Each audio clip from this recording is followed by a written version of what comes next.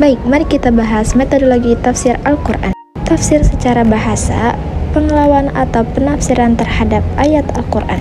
Sedangkan metodologi, ilmu tentang metode atau cara kerja yang teratur. Secara istilah, metodologi tafsir adalah seperangkat cara ilmiah yang digunakan untuk memahami maksud Allah Subhanahu wa Ta'ala dalam Al-Quran berdasarkan kaidah-kaidah tertentu agar tidak terjadi kesalahan penafsiran. Baik, metodologi tafsir terbagi menjadi 3, yaitu sumber penafsiran, metode penafsiran, corak penafsiran. Mari kita bahas satu-satu dari sumber penafsiran. Sumber tafsir di sini terbagi menjadi 3 tafsir, yaitu tafsir bil mansur, tafsir bil ra'i, dan tafsir bil isyari. Tafsir bil mansur, penafsiran yang bersumber yaitu dari Al-Quran, hadis, qaul sahih, dan qaul tabi'in. Maksud dari tafsir bil mansur adalah metode penafsiran Al-Quran yang berstandar pada riwayat yang sahih dari sumber-sumber awal Islam seperti Al-Quran sendiri, hadis Nabi, serta penjelasan para sahabat dan tabi'in.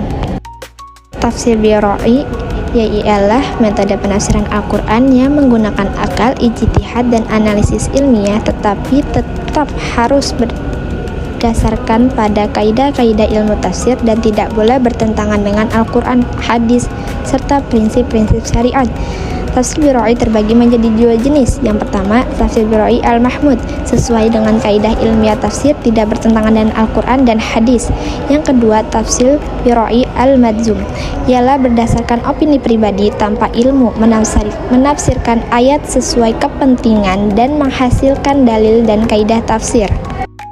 Syarat-syarat diterimanya tafsir bil ra'i. Yang pertama, tidak memaksa diri untuk mengetahui makna, tidak menafsirkan bahwa hawa nafsu dan kepentingan pribadi, tidak menafsirkan untuk mendukung suatu mazhab, memahami Al-Quran dan Ummul Quran, menguasai bahasa Arab, memahami asbabun nuzul, dan terakhir mengetahui hadis Nabi. Yang terakhir ada tafsir bil isyari. Tafsir bil isyari metode penafsiran Al-Quran yang menjelaskan makna batin di balik lafaz ayat tanpa meninggalkan makna zahirnya, dan biasanya digunakan dalam tradisi tasawuf. Dasar pemikiran tafsir bil isyari yaitu Al-Quran memiliki makna zahir dan makna batin. Tidak semua makna bisa dipahami hanya dengan bahasa, tetapi juga melalui kedalaman spiritual. Orang yang memiliki kedekatan dengan Allah atau ahli tasawuf dapat menangkap makna isyarat tersebut. Syarat diterimanya tafsir bil isyari. Yang pertama, tidak bertentangan dengan makna zahir ayat, tidak bertentangan dengan Al-Quran dan hadis, memiliki dasar yang dapat diterima atau tidak asal-asalan. Yang terakhir, tidak mengklaim bahwa makna batin lebih benar dari makna zahir. Penjelasan kedua yaitu menjelaskan tentang metode penafsiran Al-Quran yang mana terdapat menjadi 4 bagian, yaitu ijmali, tahlili, mawdu'i, dan muqaran. Pertama, metode tafsir ijmali. Secara bahasa ialah ringkasan atau global secara garis besar. Secara istilah, metode ijmali adalah salah satu cara penafsiran yang menjelaskan ayat-ayat Al-Quran secara singkat, global, dan tidak terlalu rinci, namun tetap mencakup makna umum yang ingin disampaikan. Adapun karakteristik tafsir ijmali. Yang pertama, penafsiran singkat dan padat. Yang kedua, mengikuti urutan ayat dalam Al-Quran. Yang ketiga, tidak banyak membahas perbedaan pendapat ulama. Yang keempat, analisis bahasa yang rumit. Yang kelima, perdebatan hukum secara detail. Yang keenam, lebih menekan makna umum ayat. Dan yang ketujuh, bahasa yang digunakan mudah dipahami. Selanjutnya, metode tafsir tahlili.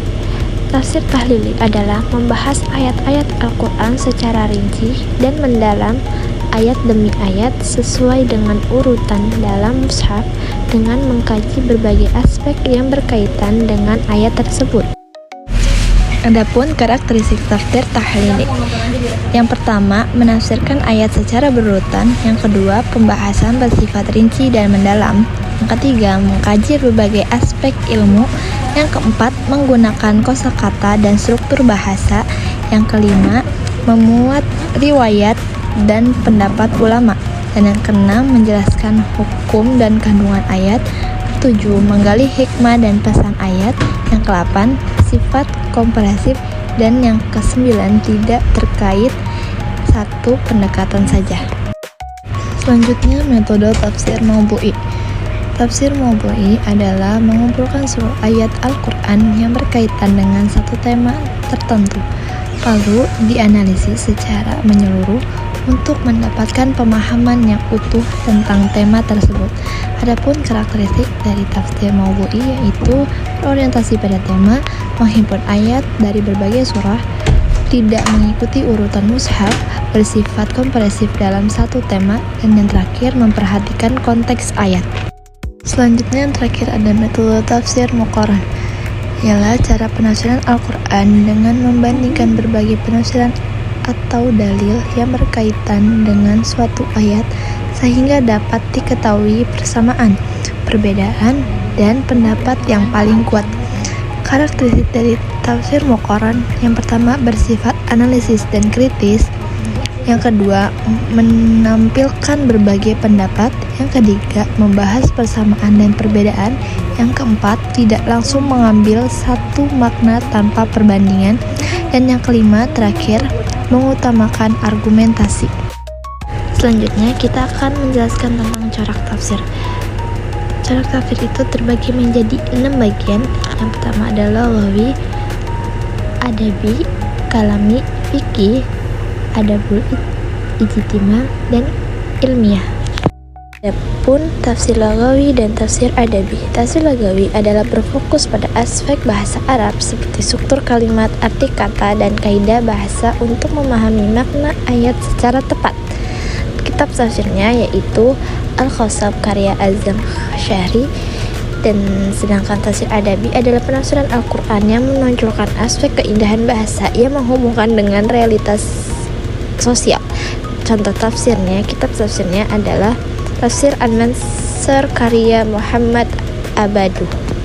Selanjutnya tafsir kalami dan tafsir fikih. Tafsir kalami, penafsiran Al-Quran yang berfokus pada ayat-ayat kaidah dengan menggunakan pendekatan ilmu kalam. Contoh dari kitab tafsirnya yaitu Tafsir Al-Khashab karya Zamakhsyari dan Tafsir Mafatih Al-Ghaib karya Fakhruddin.